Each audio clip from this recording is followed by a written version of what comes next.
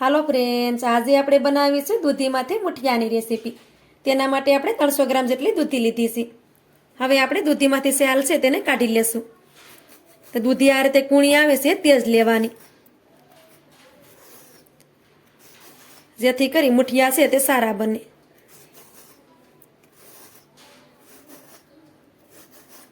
તો આ રીતે આપણે દૂધીમાંથી સેલ કાઢી લેશું। આ રીતે આપણે દૂધીમાંથી સેલ છે તેને કાઢી લીધી છે। હવે તેનો દીટિયાનો ભાગ છે તેને આપણે કાઢી નાખીએ। પછી આ રીતે પાછળનો ભાગ આવે તેને પણ થોડોક આપણે કાઢી નાખવાનો। હવે આપણે દૂધીમાંથી 2 ટુકડા કરી દઈએ। દૂધીમાંથી આપણે આ રીતે 2 ટુકડા કરી દીધા છે। દૂધીને તમે જોઈ શકો છો કે આપણી દૂધી છે તે એકદમ કૂણી છે। દૂધી આપણી આ રીતે કૂણી હશે તો તેમાં બીજ છે તે પણ એકદમ કૂણા હશે, અને વચ્ચે જો મોટા બીજ હોય તો તેને આપણે કાઢવા પડે, પણ અત્યારે આમાં કૂણા બીજ છે તો આપણે તેને નથી કાઢવાના। તો હવે આપણે દૂધીને પાણીથી સારી રીતે ધોઈ લેવાની। તો આ રીતે દૂધીને આપણે પાણીથી ધોઈ લીધી છે। હવે આપણે તેને ખમણી લેવાની છે। તો એક ટુકડો છે તેને આપણે પાણીમાં જ રહેવા દેશું। હવે આપણે ખમણી લઈ અને દૂધીને ખમણી લેવાની। દૂધી આપણી કૂણી છે તો આપણે બીજાનો ભાગ છે તેને નથી કાઢવાનો, વધારે બીજા મોટા હોય તો તેને આપણે કાઢવા પડે। દૂધીને આપણે આવી રીતે ખમણી લીધી છે। હવે તેમાં આપણે 1.5 વાટકી ભરી અને ભાખરીનો જાડો લોટ આવે છે તે નાખશું। આ રીતે ભાખરીનો લોટ બધાને ઘરે હોય જ છે। તમારી પાસે ભાખરીનો લોટ ના હોય તો તમે તેમાં રવો પણ નાખી શકો, તો તેમાં નાખી દઈએ। તો આપણે આ 1.5 વાટકી ભરી અને ભાખરીનો જાડો લોટ લીધો છે। હવે તેમાં આપણે 3 ચમચી જેટલો બાજરાનો લોટ નાખી દઈએ। 2 ચમચી જેટલો આપણે શેણાનો લોટ નાખી દઈએ। શેણાનો લોટ આપણે વધારે નથી નાખવાનો, નકર મુઠિયા છે તે ચીકણા થશે। હવે તેમાં આપણે 1 વાટકો ભરી અને મેથીની ભાજી નાખી દઈએ। તમારે મેથીની ભાજી નાખવી હોય તો નાખવાની, નકર તમે સ્કીપ પણ કરી શકો। મેથીની ભાજી નાખવાથી મુઠિયા છે તે ખાવામાં એકદમ ટેસ્ટી લાગે છે। તેમાં આપણે લીલા ધાણા નાખી દઈએ। 1 ચમચી ભરીને સફેદ તલ નાખી દઈએ। અડધી ચમચી ભરી અને લાલ મરચુંનો પાવડર નાખી દઈએ। સ્વાદ પ્રમાણે મીઠું નાખી દઈએ। થોડાક આપણે લીલા લસણના ટુકડા નાખી દઈએ। થોડુંક આપણે મરચાં અને લસણની પેસ્ટ નાખી દઈએ।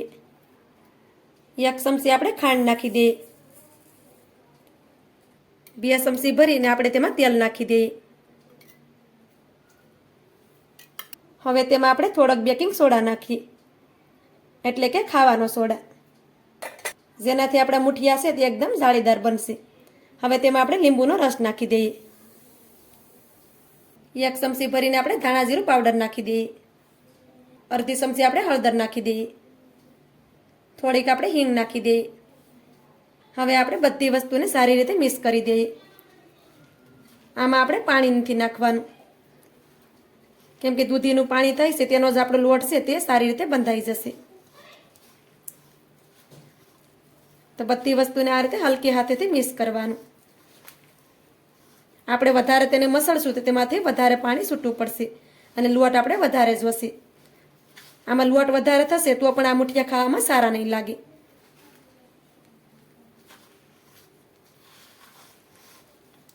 એટલે આ રીતે આપણે તેને મિક્સ કરતા જાઉં। લોટને આપણે સારી રીતે મસળી લીધો છે, તમે જોઈ શકો છો કે લોટ આપણો સારી રીતે મિક્સ થઈ ગયો છે। વધારે પડતું આપણે તેને નથી મસળવાનું, વધારે પડતું આપણે લોટને મસળશું તો તેમાંથી વધારે પાણી છૂટવું પડશે અને આપણે તેમાં વધારે લોટની જરૂર પડશે। આપણે આમાં વધારે લોટ નાખશું તો આ મુઠિયા ખાવામાં સારા નહીં લાગે।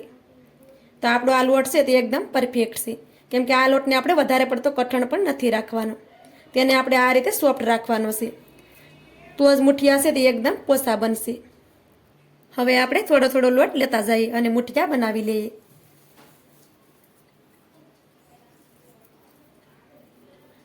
તો આ રીતે હલકી હાથેથી આપણે મુઠિયાને બનાવવાના છે, તેને આપણે વધારે પડતા વજન દઈ અને નથી બનાવવાના।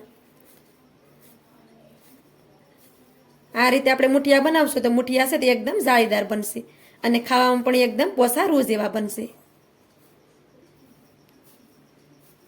તો આ રીતે આપણે એક મુઠિયાને બનાવી અને રેડી કરી લીધું છે। હવે આપણે આવી જ રીતે બધા મુઠિયાને બનાવી અને પહેલાં રેડી કરી લઈએ।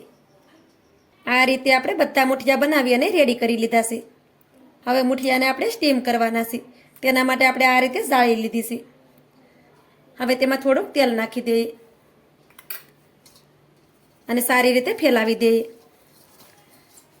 જેથી કરી મુઠિયા આપણે તળીએ સોટે નહીં. તો આ રીતે તેલને આપણે ફેલાવી દીધું છે. હવે તેમાં આપણે મુઠિયાને રાખી દઈએ. તો આ રીતે મુઠિયાને આપણે રાખી દેવાના. પાણીને પણ આપણે પહેલેથી જ ગરમ કરવા માટે રાખી દીધું છે.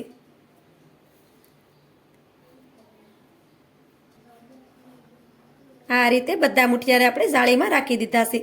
આ રીતે થોડા થોડા સેટા જ રાખવાના, જેથી કરી મુઠિયા છે તે ફૂલે તો એકબીજા સાથે સોટી ન જાય. તો આ રીતે થોડા થોડા સેટા રાખવાના. તો હવે આપણે તેને સ્ટીમ કરી લેશું. મુઠિયાને સ્ટીમ કરવા માટે આપણે તપેલામાં પાણી પણ ગરમ કરવા માટે મૂકી દીધું છે. પાણી પણ આપણું સારી રીતે ગરમ થઈ ગયું છે. હવે તેની ઉપર આપણે મુઠિયાને રાખી દઈએ. ઉપરથી આપણે ઢાંકણ ઢાંકી દેવાનું. ઢાંકણ ઢાંકી અને 15 મિનિટ સુધી તેને સ્ટીમ કરી લઈએ. મુઠિયાને આપણે 15 મિનિટ સુધી સ્ટીમ કર્યા છે. ત્યાર પછી ઢાંકણ ખોલી અને મુઠિયાને આપણે શેક કરી લેવાના છે. તો મુઠિયા પણ તમે જોઈ શકો છો કે મુઠિયા આપણે સારી રીતે ફૂલી ગયા છે. હવે આપણે આ રીતે થોડુંક મુઠિયાને કાપી લેવાનું. પછી આ ટુકડાને બહાર લઈ લેવાનો આપણે. હવે આ ટુકડો ઠંડો થાય પછી આપણે તેને શેક કરવાનો છે. ત્યાં સુધી મુઠિયાને આપણે ગેસ ઉપર જ રહેવા દેવાના છે. મુઠિયાના ટુકડાને આપણે બહાર કાઢ્યું તે આ રીતે ઠંડુ થાય પછી તેને શેક કરવાનું.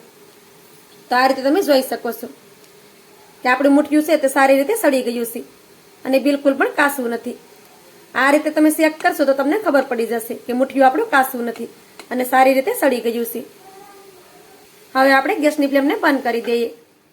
મુઠિયાને આપણે નીચે ઉતારી દેવાના છે. મુઠિયાને આપણે ગરમ ગરમમાં ટુકડા નથી કરવાના. મુઠિયા આપણા સારી રીતે ઠંડા થઈ જાય પછી જ આપણે તેના ટુકડા કરશું. મુઠિયા આપણા સારી રીતે ઠંડા થઈ ગયા છે.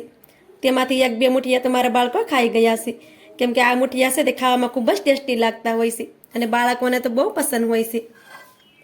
હવે તેમાંથી આપણે ટુકડા કરી લઈએ.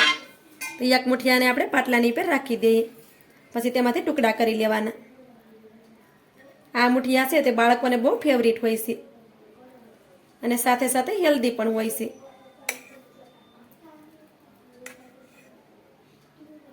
મુઠિયા પણ આપણા એકદમ પોસા રૂ જેવા બન્યા છે. મુઠિયાને તમે જોઈ શકો છો. આ રીતે આપણે બધા મુઠિયાના ટુકડા કરી લઈએ. આ રીતે આપણે બધા મુઠિયાના ટુકડા કરી લીધા છે. હવે તેને આપણે વઘારી લેશું. મુઠિયામાં વઘાર કરવા માટે આપણે કઢાઈ લીધી છે. હવે તેમાં આપણે 2 ચમચી ભરી અને સિંગનું તેલ નાખી દઈએ.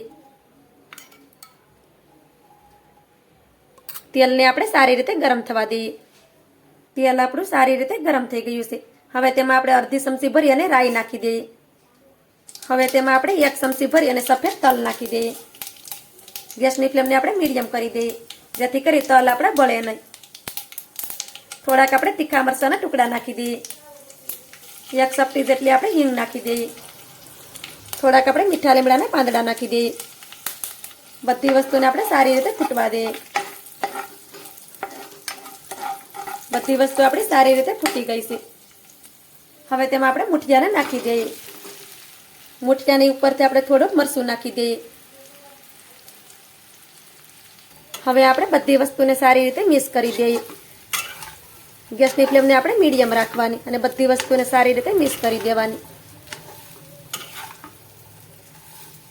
બધી વસ્તુને આપણે સારી રીતે મિક્સ કરી દીધી છે. મુઠિયાને તમે જોઈ શકો છો કે આપણા મુઠિયા બની અને રેડી થઈ ગયા છે. ગેસની ફ્લેમને બંધ કરી દઈએ. ઉપરથી થોડાક લીલા ધાણા નાખી દઈએ. થોડોક આપણે લીંબુનો રસ નાખી દઈએ.